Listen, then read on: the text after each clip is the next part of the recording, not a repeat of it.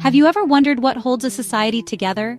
What are the invisible threads that weave through the lives of individuals, creating a single, cohesive community? For millennia, humanity has grappled with this question, creating systems of law and codes of conduct to guide our interactions. In the vast tapestry of human history, few legal codes are as intricate or as revealing as those found in the ancient texts. We journey back in time to the arid landscapes of the ancient Near East, to a people on the cusp of a new beginning. I'm talking about the Israelites and the divine instructions they believed were given to them. Today, we explore two specific chapters from the book of Deuteronomy, chapters 22 and 23. These are not grand tales of conquest or epic poems. Instead, they are a collection of laws, some of which might seem strange or even perplexing to our modern sensibilities. But within these rules, we find a blueprint for a society. These laws were designed to be more than just regulations. They were intended to shape the very character of a nation, to guide everyday behavior, from the most public declarations to the most private moments. The core purpose of these statutes was to foster a community built on principles of justice, compassion, and purity. They aimed to create a harmonious society where individuals were accountable to one another and to a higher moral standard. As we delve into these ancient rules, we are not just reading a historical document. We are peering into the heart of a civilization, trying to understand what they valued, what they feared, and how they envisioned a righteous life. Join me as we unravel these ancient laws and seek the timeless human questions they address. Imagine walking along a dusty road and seeing a neighbor's ox or perhaps a sheep wandering alone far from its home. What do? Do you continue on your way, assuming someone else will handle it? The laws in Deuteronomy 22 present a clear and profound answer. You are not to ignore it. The instruction is explicit. You must take the lost animal and care for it until its owner comes searching. This isn't merely about returning property. It's a fundamental statement about communal responsibility. It establishes a principle that you are, in a very real sense, your brother's keeper. The law even accounts for situations where you don't know the owner, mandating that you shelter the animal until they are found. This directive extends beyond livestock to include any lost item, a cloak, a tool, anything of value. The repeated phrase, "you must not ignore it," acts as a powerful refrain against apathy. It challenges the human tendency to look away, to avoid inconvenience. It's a call to active kindness, an obligation to see the needs of others as your own. This simple rule about a lost ox becomes a cornerstone for a compassionate society. It teaches that community is not just about living near one another. It's about actively participating in the well-being of your neighbors, building a network of trust and mutual support where every individual matters. How do we express who we are? For many cultures throughout history, clothing has been more than just protection from the elements. It is a language, a statement of identity, gender, and belief. Deuteronomy 22 addresses this directly, with laws that might seem unusual to us today. One of the most discussed prohibitions is against cross-dressing, stating that a woman must not wear men's clothing, nor a man wear women's clothing. In its ancient context, this was likely about maintaining clear social and gender distinctions, which were seen as fundamental to the created order. It was a way of preserving the distinct roles and identities that structured their society. Beyond prohibitions, there were also positive commands regarding attire. The Israelites were instructed to make tassels, or tzitzit, on the four corners of their garments. These were not mere decorations. Each tassel was a physical, tangible reminder of their covenant and their obligations to God. Every time they looked down at these threads, they were to remember the commandments and their unique identity as a chosen people. It was a form of wearable faith, a constant personal prompt to live a life of holiness and obedience. In a world of assimilation, these threads were a declaration of who they were and to whom they belonged. The family unit has always been the bedrock of society, and the laws in Deuteronomy 22 go to great lengths to protect its integrity and sanctity. The regulations surrounding marriage are detailed and specific, reflecting the high value placed on fidelity and the protection of women. For instance, a newlywed man was granted a 1-year exemption from military service and public duties. This wasn't a holiday, it was a foundational period intended to bring happiness to the wife he has married, allowing the new couple to establish a strong bond, the very root of a stable family. This law recognized that the strength of the nation began in the home. The chapter also confronts darker, more difficult scenarios. It lays out a process for a husband who falsely accuses his new wife of not being a virgin, a claim that could have devastating consequences. If his accusation is proven false, he faces public punishment and a fine, and he can never divorce her, ensuring she is protected from the stigma of his lie. Conversely, and tragically, if the accusation is true, the consequences for the woman are fatal. The laws also make a critical distinction in cases of sexual assault, differentiating between a consensual act and rape. For rape, the responsibility and punishment fall solely on the man, recognizing the woman's lack of consent and protecting her from blame. These laws, while harsh by our standards, attempted to bring order and a measure of justice to the most vulnerable aspects of human relationships. You know, a society is judged not just by its grand pronouncements, but by the small acts of consideration its people show one another in public spaces. Deuteronomy chapters 22 and 23 are filled with what we might call laws of public mindfulness and social responsibility. One striking example is the rule concerning a bird's nest. If you find a nest with young birds or eggs, you are permitted to take the young, but you must let the mother go free. On the surface, it's a simple rule of conservation, but beneath it lies a profound lesson in compassion and restraint, a reminder to not extinguish a line of life for momentary gain. It teaches a respect for the natural world and the cycles of life. This sense of responsibility, it really extends to the built environment as well. If you build a new house, you are commanded to build a parapet, that is, a low wall, around your flat roof. This was a practical safety measure, preventing people from accidentally falling. But it was more than a building code. It was a law against negligence. It made you responsible for the safety of your guests and neighbors, instilling a proactive concern for the well-being of others. These rules, along with others that forbid harvesting a neighbor's vineyard or grain field beyond what you can eat on the spot, create a delicate balance.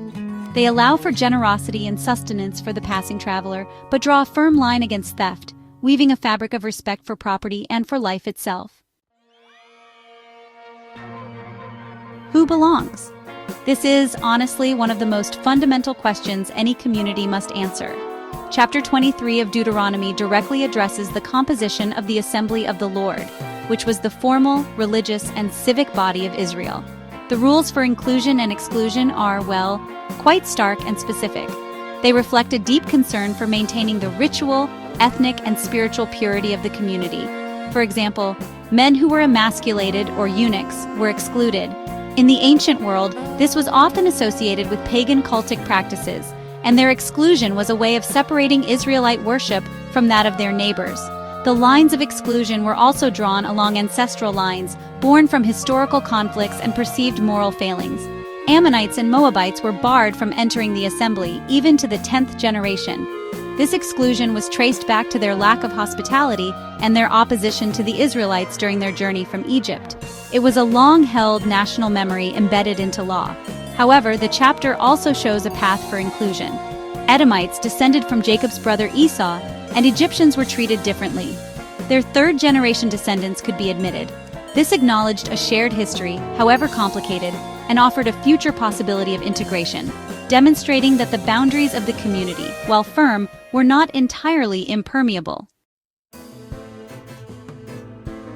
For a nation often on the move or at war, the concept of the camp was central to their existence. It was a temporary city, a microcosm of the nation itself. Deuteronomy chapter 23 extends the idea of holiness beyond the temple and into these temporary spaces, especially the military camp. The laws emphasize that the entire camp must be kept ritually pure because, well, the Lord your God walks in the midst of your camp. This belief transformed the mundane act of sanitation into a sacred duty. The presence of God required both spiritual and physical cleanliness. This is illustrated by the specific, practical instructions for personal hygiene. Soldiers were required to carry a small spade among their equipment. They were to go outside the camp to relieve themselves and then use the spade to cover their waste. This was, of course, a brilliant public health measure, preventing the spread of disease in a crowded military encampment. But its stated reason was theological, to keep the camp holy and avoid anything indecent in the sight of God. It's a powerful fusion of the practical and the spiritual. It teaches that there is no aspect of life, not even the most basic bodily functions, that is outside the realm of the sacred. Holiness was a 24-hour-a-day commitment. A society's health can often be measured by its economic and sexual ethics. How does it treat the vulnerable? How does it regulate desire and commerce? Deuteronomy chapter 23 lays down firm moral boundaries in these critical areas. It strictly forbids bringing the wages of a prostitute into the house of the Lord to pay for a vow. This applied to both female and male cult prostitution, practices that were common in the pagan religions surrounding Israel. By rejecting this money, the law created a firewall, ensuring that the worship of God was not tainted by or associated with practices they considered to be an abomination. It was a clear statement about the source of wealth and the sanctity of worship. The chapter also addresses the issue of lending and interest. An Israelite was forbidden from charging interest on a loan, of money, food, or anything else, to a fellow Israelite. This is, honestly, a radical economic principle. It frames lending not as a commercial transaction for profit, but as an act of communal support. It was meant to prevent the poor from falling into a spiral of debt and to foster a spirit of brotherhood and mutual aid. Interestingly, the law did permit charging interest to foreigners. This distinction reinforced the unique covenantal relationship among the Israelites themselves, creating an economic system designed to preserve the well-being and solidarity of the community from within. What is the value of your word? In a world before written contracts were commonplace, a person's vow, their spoken promise, carried immense weight. The final laws of Deuteronomy. Chapter 23 deal with this very topic, vows and obligations made to God. The text is clear and direct. If you make a vow, you must not delay in fulfilling it. A promise made to the divine was not a casual affair. It was a sacred debt that the Lord will surely require. To fail to pay a vow was considered a sin. The spoken word created a binding reality, an obligation that had to be met. However, the law also provides an element of grace and freedom. It states that if you refrain from making a vow in the first place, it is not a sin. There was no compulsion to make grand promises. This places the power and responsibility squarely on the individual. It encourages careful consideration before speaking, a thoughtfulness about the promises one makes. The principle is one of integrity. Your words must align with your actions. This law, closing out the chapter, serves as a capstone to the theme of personal and communal responsibility. It reinforces the idea that a righteous life is built on a foundation of truthfulness, reliability, and honoring one's commitments, both to one's neighbors and to God. As we step back from these specific statutes, from lost oxen to the purity of a military camp, a larger picture emerges. These laws, in all their detail and peculiarity, were designed to create a distinct identity. They were a spiritual and social framework intended to set the nation of Israel apart from the surrounding cultures of Canaan, Egypt, and Mesopotamia.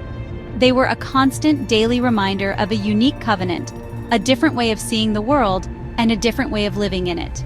The goal was to build a holy nation, and that holiness was to be reflected in every facet of life. Of course, the journey of these texts did not end in the ancient world. For thousands of years, these chapters have been read, debated, and interpreted by countless generations of Jews and Christians. The way we understand these laws today is filtered through millennia of cultural change, theological development, and moral reasoning. Some see them as timeless divine principles, while others view them as culturally specific regulations for a particular people at a particular time. The prohibitions and permissions in these chapters have sparked profound discussions about justice, community, gender, and faith that continue to this day. Ultimately, peering into Deuteronomy chapters 22 and 23 is like looking at a distant star. The light we see began its journey long ago, and while the star itself may have changed, the light still reaches us, carrying with it fundamental questions about how we should live together.